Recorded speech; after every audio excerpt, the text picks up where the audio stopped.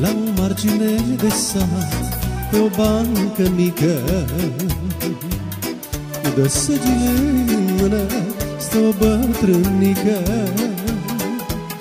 Are o bropoadă mare, fire albe-n păr. Așteaptă, se uită în zare, după al său fecior. Are o bropoadă mare, fire albe-n păr. Așteaptă, se uită în zare, după al său fecior. Vino acasă, dragul mami, că viața e grea. Peste mine au trecut ani, nu mă pot descurca.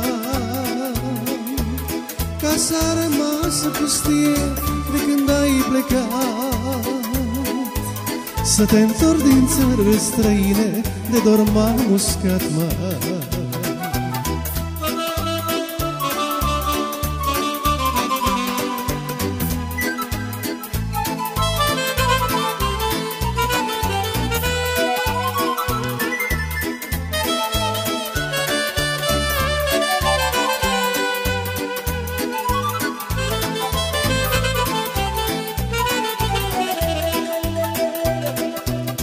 Că-am rămas singurică după ce ai plecat.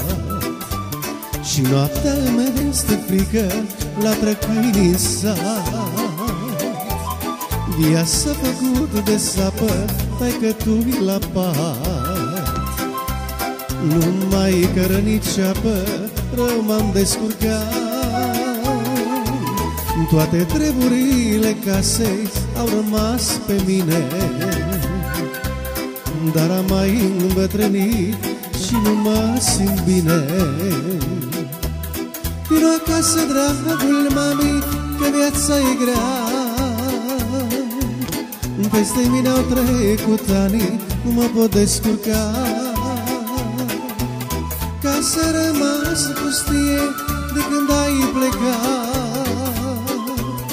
Să te întorci din țări străine, de dor m-a muscat, mă. Vino acasă, dragul mami, că viața e grea.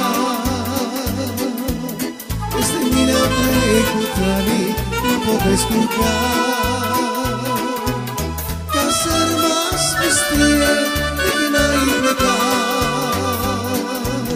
Să te întorci din țări străine, de dor m-a muscat, mă.